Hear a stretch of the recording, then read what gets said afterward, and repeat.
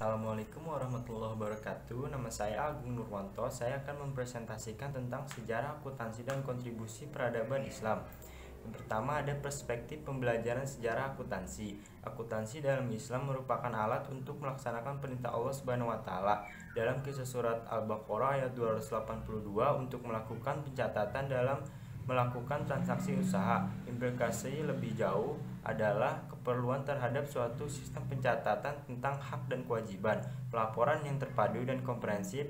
Islam memandang akuntansi tidak sekedar ilmu yang bebas nilai untuk melakukan pencatatan dan pelaporan saja, tetapi juga sebagai alat untuk menjalankan nilai-nilai Islam sesuai ketentuan syariat. Ilmu penting ini ternyata dikembangkan oleh filosofi Islam yang terkenal, yaitu Abu Yusuf Ya'qub bin Ishaq Al-Kindi yang lahir tahun 801 Masehi, juga Al-Karki 1020, dan Al-Khawarizmi yang merupakan asal kata dari algoritma algebra juga berasal dari kata Arab yaitu aljabar. Demikian juga penemu Al-Khawarizmi berupa sistem nomor desimal dan angka 0. Yang kita pakai disebut dengan angka Arab sudah dikenal sejak 830 Masehi, yang sudah diakui oleh Hendrickson, penulis buku Accounting Theory, merupakan sumbangan Arab Islam terhadap akuntansi. Sejarah akuntansi sebelum Islam. Akuntansi merupakan salah satu profesi tertua di dunia. Dari sejak zaman prasejarah, keluarga memiliki perhitungan tersendiri untuk mencatat makanan dan pakaian yang sudah mereka persiapkan dan mereka gunakan pada saat musim dingin. Ketika masyarakat mulai mendengar adanya perdagangan, maka pada saat yang sama mereka telah mengenal konsep nilai dan mulai mengenal sistem moneter. Bukti tentang pencatatan tersebut dapat ditemukan dari mulai kerajaan Babilonia 4500 Masehi, Firaun Mesir, dan kode-kode Hammurabi 2250 sebelum Masehi. Sebagaimana ditemukan adanya kepingan pencatatan akuntansi di Elba, Syria Utara. Sebenarnya Luca Pacioli bukanlah orang yang menemukan double entry bookkeeping system, mengingat sistem tersebut telah dilakukan sejak adanya perdagangan antara Venice dan Genoa pada akhir ke-13 Masehi. Setelah terbukanya jalur perdagangan antara Timur Tengah dan kawasan Mediterania, bahkan tahun 1340, bendahara kota Masri telah melakukan pencatatan dalam bentuk double entry. Hal ini pun dilakukan oleh Pacioli Hal ini pun diakui oleh Luca Pacioli bahwa apa yang dituliskannya berdasarkan apa yang telah terjadi di Venice sejak tahun abad sebelumnya.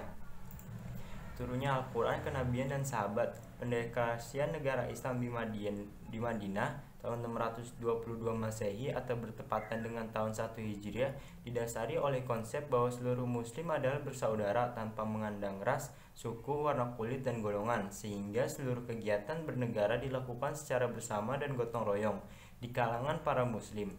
Hal ini memungkinkan karena negara yang baru saja berdiri tersebut hampir tidak memiliki pemasukan ataupun pengeluaran. Nabi Muhammad SAW bertindak sebagai seorang kepala negara yang juga merangkap sebagai ketua Mahkamah Agung, multi besar, dan panglima perang tertinggi, juga penanggung jawab administrasi negara. Bentuk sekretariat negara masih sangat sederhana dan baru didirikan pada akhir tahun ke-6 Hijriah. Periode kekhalifahan. Perubahan sistem administrasi yang cukup signifikan dilakukan di era kepemimpinan Khalifah Umar bin Khattab dengan memperkenalkan istilah Diwan oleh Sa'ad bin Abi Waqqas 636 Masehi. Diwan dapat diartikan sebagai tempat di mana pelaksanaan duduk, bekerja, dan di mana akuntansi dicatat, disimpan. Diwan ini berfungsi untuk mengurusi pembayaran gaji. Pada masa itu, istilah awal pembukaan dikenal dengan jaridah atau menjadi istilah jurnal dalam bahasa Inggris yang berarti berita. Di Venice, istilah ini dikenal dengan sebutan jurnal. Kontribusi peradaban Islam. Para ilmuwan muslim sendiri telah memberikan kontribusi yang besar, terutama adanya penemuan angka 0 dan konsep perhitungan desimal, mengingat orang-orang Eropa mengerti aljabar dengan cara penerjemahan tulisan dari bangsa Arab. Tidak mustahil bahwa mereka yang pertama kali menemukan bookkeeping.